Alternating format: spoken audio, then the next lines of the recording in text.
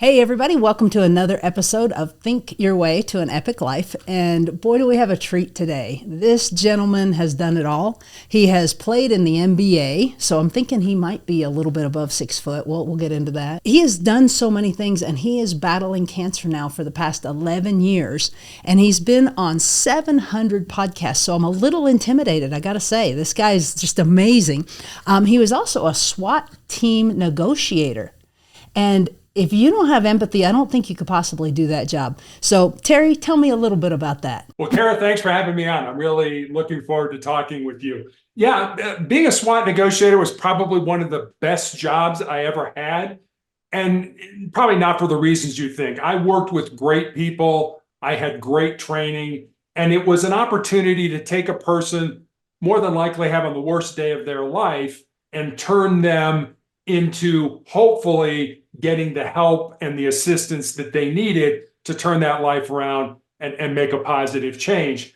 About 90% of the time it worked. About 10% of the time, unfortunately, the person decided that there wasn't a reason to keep going and ended their life. But like I said, I loved it because it gave me an opportunity to connect with people. And if I remembered for anything in my life, I hope it's for the connections that I made with other people, not what I did or how much money I made or anything like that. It's the connections that I made with other people. Well, that's what makes the world go round for sure. Now, I can't not ask you, have you read Never Split the Difference?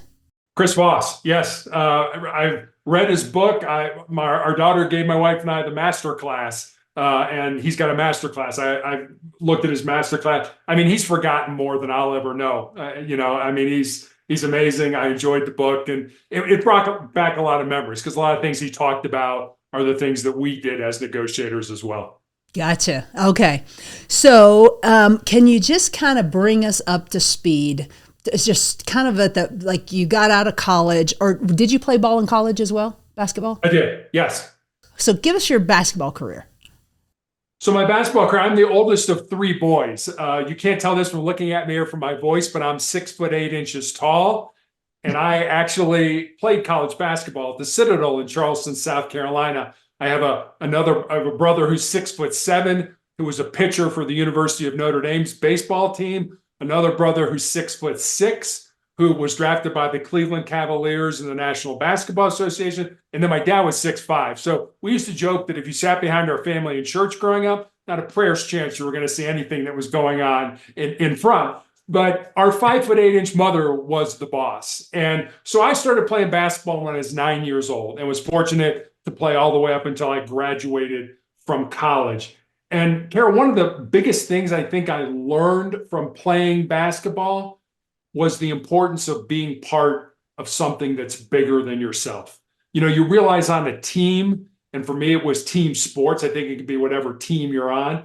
You realize that on a team that if you don't do your job, not only do you let yourself down, but you let your teammates down, your coaches down, your fans down, et cetera. And if you think about it, the biggest team game that we all play is this game of life. I was very fortunate my senior year in college to play against North Carolina and Michael Jordan, who I believe is the best basketball player of all times.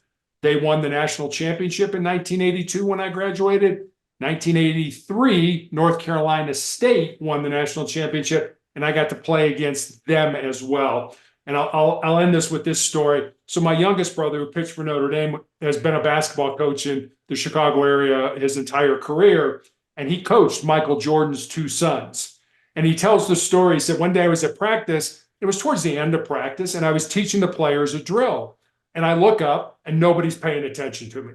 So I look where the players are playing, and it was over at the gym entrance. And Jordan had come into the gym as a dad to pick his kids up after practice and take them home. And my brother looked at him and said, "Hey, Michael, you're a little bit of a distraction. Would you mind waiting out in the hall until practice was over?" And Jordan and his wife were incredibly gracious people. And he said, "Sure, coach, I'm sorry, I didn't mean to interrupt." Went out in the hall. And my brother thought later, I'm probably the only coach in the history of basketball that ever kicked Michael Jordan out of practice. So I love that. That is a really cool story. Wow. Okay.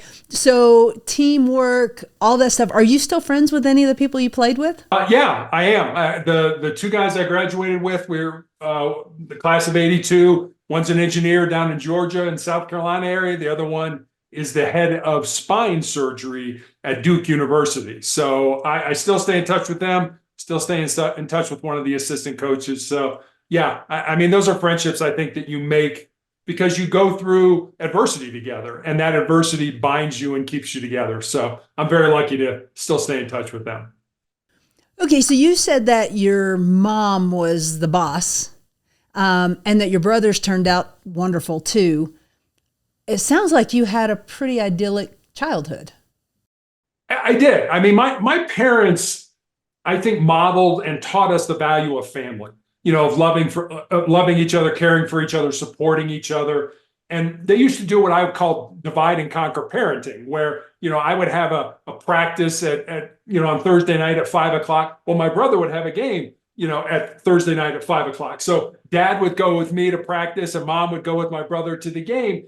And our whole life revolved around sports, around athletics. And we were always going to each other's games, practices, whatever it was. And we even had a little court in the backyard that we could kind of play 2-on-2 or just practice by ourselves. So yeah, we had I mean, I loved growing up. I loved my parents, and they really helped us, I think, understand what family is all about. And I think my brothers and I have passed that on to our children as well. Very cool. That is so cool to hear because I think generally people who live a life that is as big as yours either have a really rough childhood or they have a really idyllic childhood. And it's very nice to hear about those.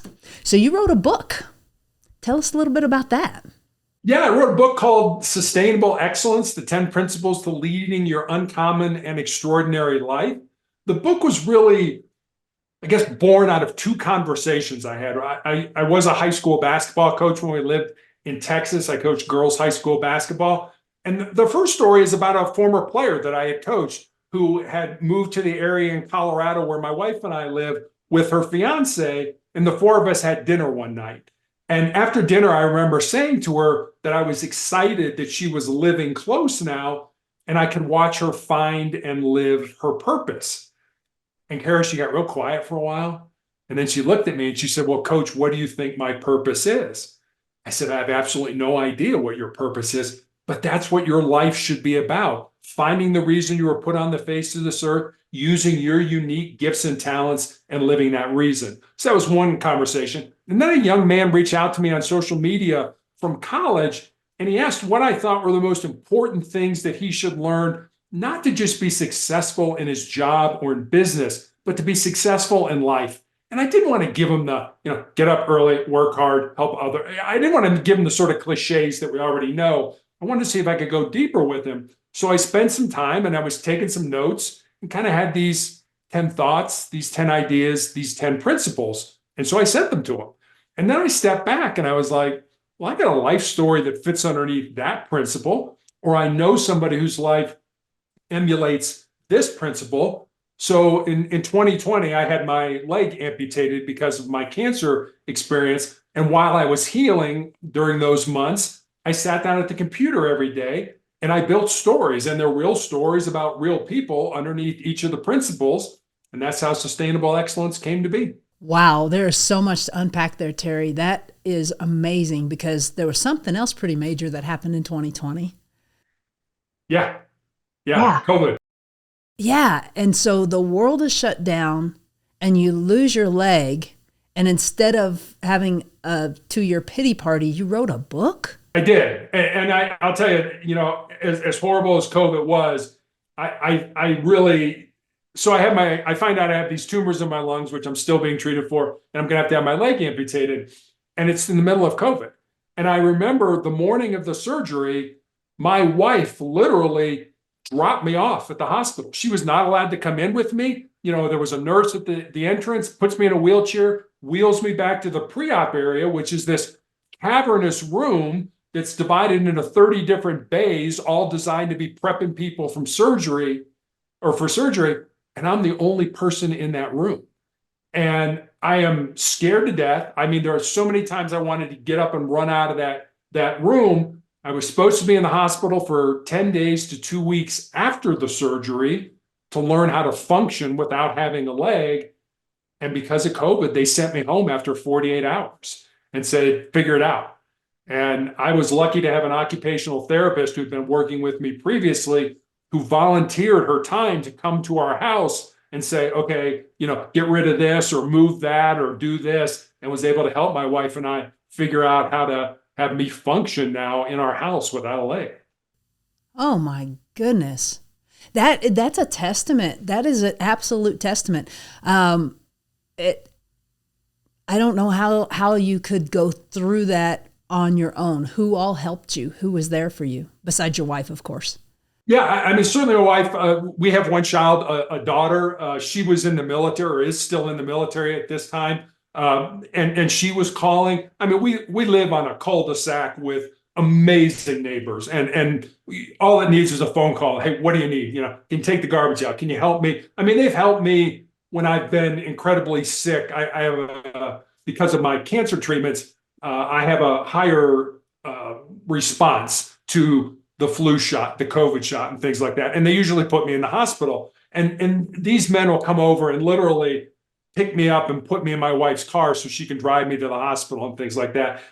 There's too many people to name. I always talk about the things that have gotten me through this, or what I call my 3 Fs, which are, and they're absolutely in this order: faith, family, and friends. Amen. Amen. So let's just go there. Since you said faith, did you ever ask God, why me? Why is this happening to me? Why is so much happening all at once? Or have you grown past that maturity level? I never did. I mean, I had, and I don't mean, you're looking at me, there's no halo around my head. I mean, I don't want you to think I don't have bad days, but I never thought, why me? In a lot of ways, it's like, why not me? Why should I be any more special than somebody else who has something adverse happen to them? And so I've never asked that, but it's funny. I've had people ask me who I blame because I got cancer. It's like, well, you got cancer. Well, who do you blame? I'm like, what do you mean? Who do I blame? It's like, well, you must blame somebody. I mean, we're great, especially in the West. I think of whatever it is, starting down the road toward a goal or something, and an impediment gets in our way, something we butt up against, and we can't get over it, around it, or through it. And so we quit. But we don't just quit. Now we got to blame somebody. We got to blame our parents or our station in life or our boss. Very few people take personal responsibility for their own success and happiness. So when, I got cancer, people are, who do you blame? I'm like, I don't blame anybody. And then when they find out you have a faith life, it's like, well, you must blame God. And I used to joke with them. I'm like, no, I don't think God got up on a Tuesday morning, checked his to-do list and said, hey, Terry Tucker, cancer today. I don't think that at all, but God certainly has given me the willpower, the staying power. When I was initially diagnosed, I was told I'd probably be dead in 2 years because they didn't have anything to treat my disease other than surgery. And so my doctor, just on a whim, is like, I'm going to put you on this drug called interferon, which gave me severe flu-like symptoms every week. I took a weekly injection. So I had terrible flu symptoms every week for 5 years. And as my doctor used to say, that's not a cure. We're just kicking the can down the road and hoping to buy you more time. The downside of that is that I took those weekly injections for 5 years. So imagine having the flu every week for 5 years. And I really felt that there were sort of two camps. There was the I'm living camp, and there was the I'm not dying camp.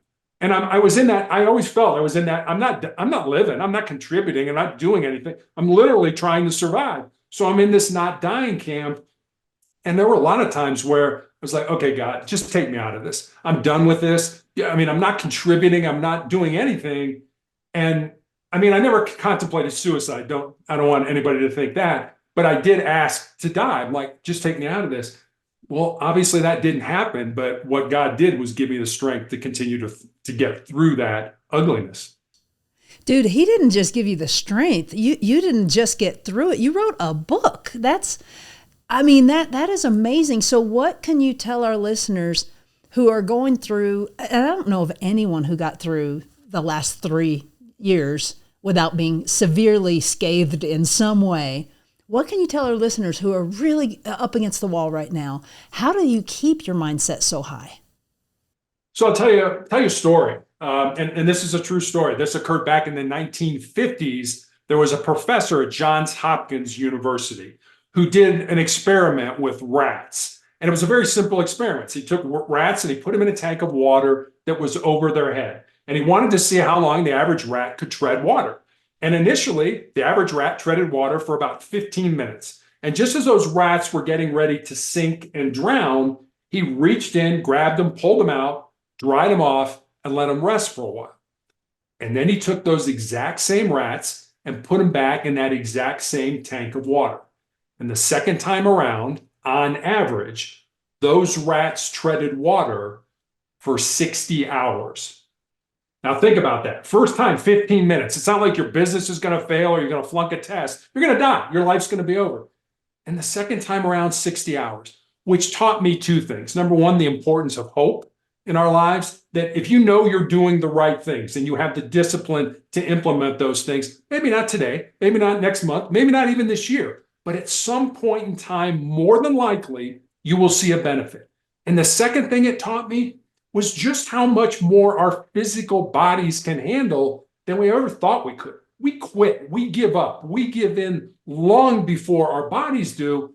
And I think that's because we don't harden our minds. We don't do things that are uncomfortable, which cause us to be able to deal with those ugly things, those adverse things that we experience in life, because we're soft. We like things. I heard a statistic the other day that really kind of bothered me. It said that 33% of Americans, so a third of the country, admits to hitting the snooze alarm 3 times every morning. So a third of the people are like, nah, I like it under the cover. It's comfortable. It's warm. It's nice. It is. But you don't grow. You don't get better. You don't improve unless you get out of that bed and you do things that make you uncomfortable. And you need to read Mel Robbins' book, The 5-Second Rule. If you're hitting the snooze button, it's terrible for you. It's just terrible. So you've turned so many incredible challenges into strengths by doing things that are uncomfortable. What's an easy step that someone's watching this and they're inspired by you? What's an easy step they can do to do things that are a little bit more uncomfortable? I would say one day, and I try to do this every day of my life. Do one thing every day that scares you, that makes you nervous, that makes you uncomfortable, that's potentially embarrassing.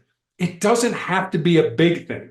But if you do those small things every day, when the big disasters in life hit us, they hit all of us. We lose somebody who's close to us. We get let go from our job. We find out we have a chronic or a terminal illness. You'll be so much more resilient to handle those things when they present themselves. Very, very true. Okay, so what do you do currently? I'm so sorry. I got to plug in here. So what do you do currently that is outside of your comfort zone to keep yourself, on the edge?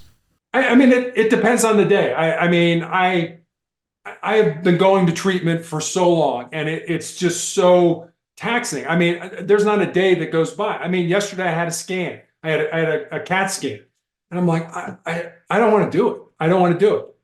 Yeah, you do. I know you don't want to do it. Get your butt up and do it. And it's those things. I mean, do I want to put my prosthetic leg on and walk? I'm mostly in a wheelchair just because of how much my cancer treatment beats me up. But, do you want to put your leg on? I don't feel like exercising today. I'm too tired. I'm going to exercise today. Find things you don't want to do and do them. Get up in the morning. I'm not, hey, I'm running late. I don't want to make my bed. Make your bed. I don't want to have a good breakfast. Have a good breakfast. Oh, hey, I want to binge watch whatever you're binge watching, but I know I've got a study for this test. Study for the test. Just find things in life every day that you don't want to do and do them, because it's not hard, but it's extremely difficult because we don't like pain. We don't like discomfort. To the brain, the status quo, the way things are right now, comfortable and familiar, and should just be left alone. But as we just said, the only way you're going to grow, the only way you're going to improve, the only way you're going to get better is if you step outside those comfort zones and do things that make you uncomfortable.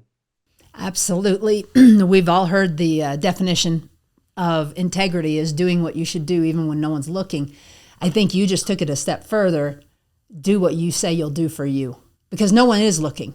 We all will do things for others, but real integrity is when you do what you say you will do for you.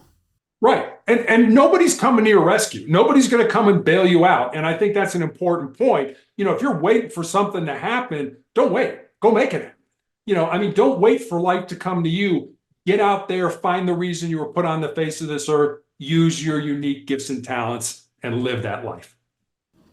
So in your book, you said controlling your mind so it doesn't control you is something that's very important, and it's a truth. Can you give us a little bit of detail? We're not going to go into all. You guys get the book. We'll put a link down here, but can you give us a little bit on that one? Yeah, so the 10 principles are not in any particular order. I don't. Number one is not necessarily more important than number 7, but there's always one principle that resonates when somebody reaches out with me. It's like, hey, number 5 or whatever. Well, the one that resonates with me is the one you just said. And I'll give it to you. It's most people think with their fears and their insecurities instead of using their minds. And I know I've done that. I know I've done that a lot in my life. Ooh, I want to do this. Ooh, wait a minute. Maybe I'm not smart enough. Maybe I don't have enough information. What will people say about me if I fail? And I always, especially when I speak to young people, I always tell them, if there's something in your heart, something in your soul that you think you're supposed to do, but it scares you, go ahead and do it. Because at the end of your life, the things you're going to regret are not going to be the things you did. They're going to be those things you didn't do. And by then it's going to be too late to go back and do them. Very, very sound advice. Just do it, right? Like Nike says, just do it. Absolutely. So you have been on over 700 podcasts. Are there questions that you wish that, what should I ask you that I haven't asked you? I don't know if there's a question, but what always bothers me is when somebody, the recording stops and they're like, hey, I wish I would have asked you X. People ask me, the one they ask me is like, okay, you've got cancer, more than likely you're dying. Yeah, I am dying. When I found out that I was going to have my leg amputated and I had these tumors in my lungs, I went with my wife to the mortuary, to the cemetery, and to the church, and I planned my funeral. And because I go on podcasts like yours and talk about motivation, or I give speeches in front of groups and talk about motivation, they need to keep moving forward, I actually got some brushback from people who commented that somehow planning my funeral was in some way defeatist. And I had to remind these folks that the last time I checked, we're all going to die. Don't think anybody's working on a cure for life right now. Every one of us is going to die. But not every one of us is really going to live. And I heard a Native American Blackfoot proverb years ago that I absolutely love. And it goes like this: when you were born, you cried and the world rejoiced. Live your life in such a way so that when you die, the world cries and you rejoice. Kara, that's what I want. That's what I'm looking for. Now, I'm not looking to hasten my demise in any way, but death isn't nearly as scary for me, because I believe I live the purposes for which I was put on this earth to do. Thank you, Terry. Thank you so much for living your purpose and for pouring into so many people. You're also a motivational speaker. So tell me a little bit about that. Sure. So I made the brilliant business decision. So don't take business advice from me if I say anything on this podcast. I made the brilliant business decision of starting a speaking business, again, just as COVID hit. And like so many other people, I had to figure out a way to retool, to redeliver my services in a different way or my message in a different way. And somebody reached out to me and said, would you like to be a guest on my podcast? And I said, sure. What's a podcast? I had no idea what a podcast was. And they explained it to me. And I said, sure, I'll do it. Kara, I was so scared. I was so nervous. I was terrible. I had Post-it notes all around the camera, and the person would ask me a question, and I kind of lean in and read the Post-it notes. It was terrible. I provided no value whatsoever, but I liked it. And think about in your life when the first time you did anything, first time you drove a car, the first time you made a meal, the first time you studied algebra. Were you any good at it? I know I wasn't, so I made a commitment that I wanted to be better at doing that. And so I remember I was talking to my publisher and I said, Scott, I listen to every podcast I've ever been on. I want to see if I can come up with a better story to illustrate a point. There's sort of that old quote that says, never tell a story without making a point and never make a point without telling a story. So can I have better stories? How many times do I say hum or talk too fast or whatever? I want to get better at that so that the host feels that it's time well spent and that their audience got value for it. And he said to me, he said, no, Terry, he said, you don't understand. It's not about being good. It's just about not sucking. And I said, well, thanks for the title of my next book, Just Don't Suck. I said, but no, it's not what it's about. I said, I want to be good at this. And you've got to love the work. You've got to love the grind. And then once things started to open again, and people were having either virtual or in-person events again, I was able to kind of get back out there and retool. I don't do a lot of speaking. I do more podcasting just because of my cancer treatment. But it's something I love the energy that I get from the audience, and hopefully I give that energy right back to the audience. Oh, you totally do. Anyone, I guarantee you, someone cannot start looking at this podcast and not still be on, because you are very engaging and your story is so relatable, because we all know people have struggled with cancer. And I would venture to say the percent of people who just pull themselves up by their bootstraps and still live their life is very small. Do you? I would agree. I would agree with that. I mean, I've seen so many people that have just turned their life over to somebody, in a white coat with a bunch of initials after their name. And, and I think that's incredibly important point, because doctors are like Vegas. They're going to tell you based on your age and the level of your cancer, how long you probably have to live. But what doctors don't know is that your kid's graduating from high school this summer, and by God, you're going to be there. Or you want to walk your daughter down the aisle and you want to be there for that. Or whatever things in your life that keep you going, that are important to you.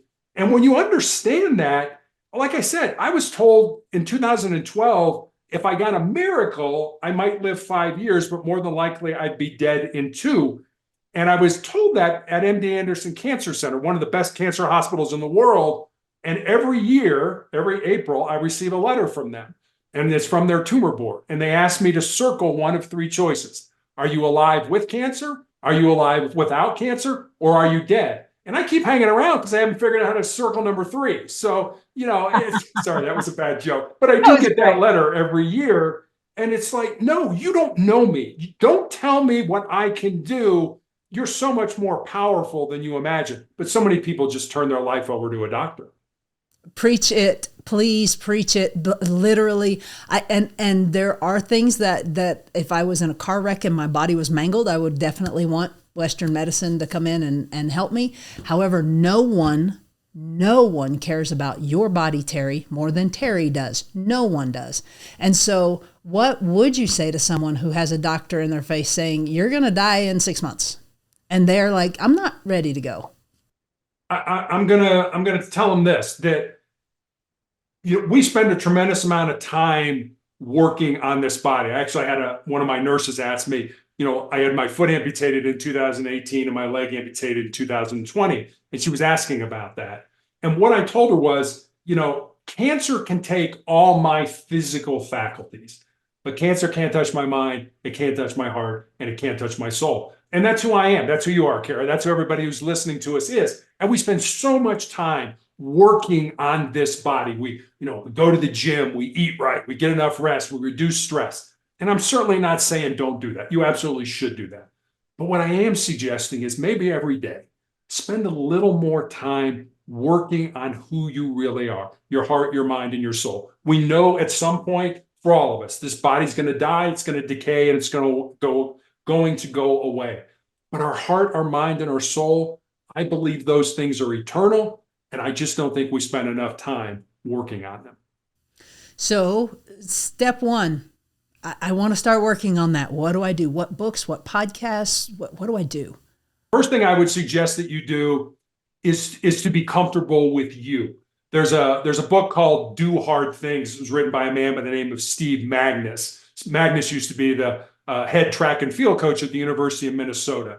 And in the book, he tells the story of I don't remember if it was a professor or a researcher who took basically young people at the university and put them in a room by themselves.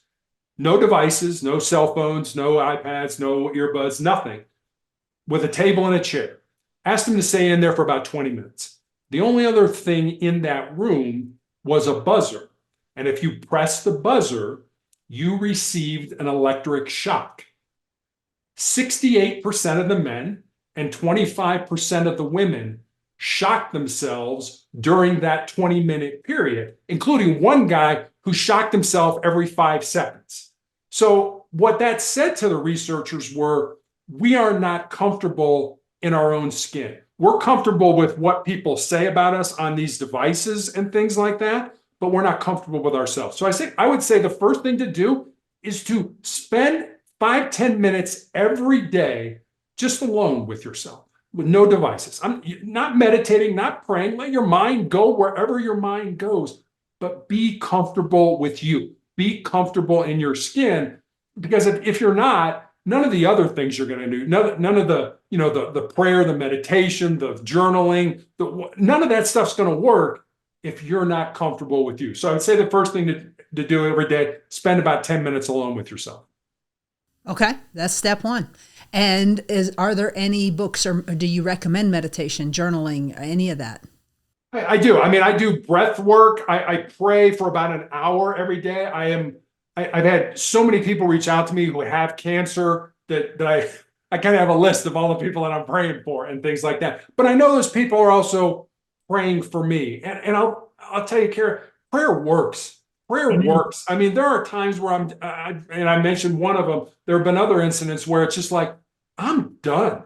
I can't do this anymore. And I'm a pretty strong individual, but life will beat you down. And especially if you have cancer, where you're just so sick and you're so sick of being sick that you just pray to get out of here.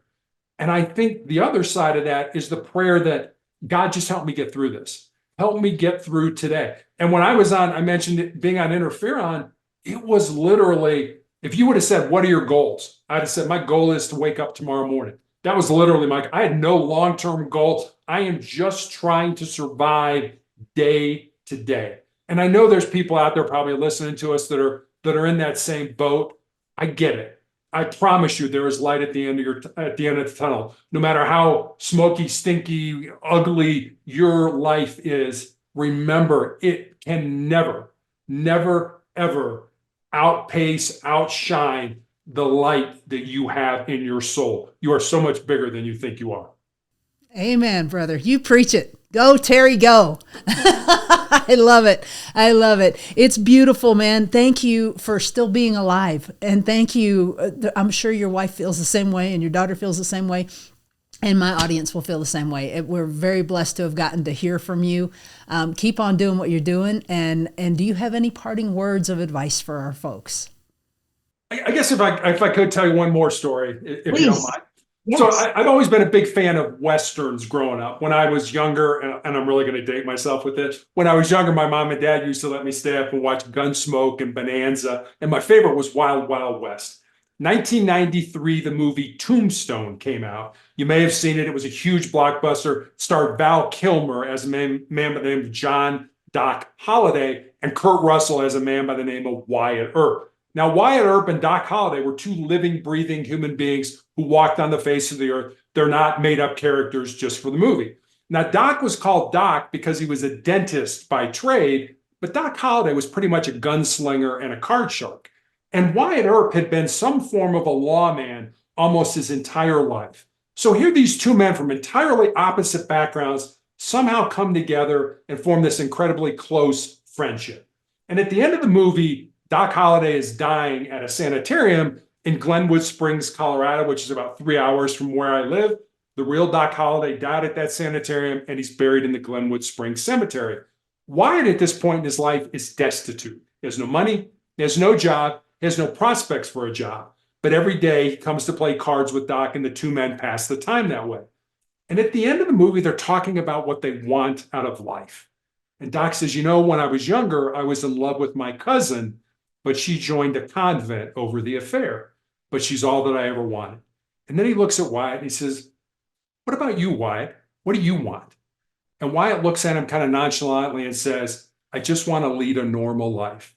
And Doc looks at him and says, there's no normal. There's just life. And get on with living yours. Kara, you and I probably know people. There's probably people out there listening to us. They're sort of sitting back and saying, well, when this happens, I'll have a normal life. Or when that occurs, I'll have a successful life. Or when this transpires, I'll have a significant life. What I'd like to leave your listeners with is this. Don't wait. Don't wait for life to come to you. Get out there, find the reason you were put on the face of this earth, use your unique gifts and talents, and live that reason. Because if you do, at the end of your life, I'm going to promise you two things. Number one, you're going to be a whole lot happier. And number two, you're going to have a whole lot more peace in your heart. Who does not want more peace in their heart? That's some good stuff, Terry. Thank you so much for being on Think Your Way to an Epic Life. We appreciate you greatly. Thank you very much, Kara. I enjoyed talking with you. You as well.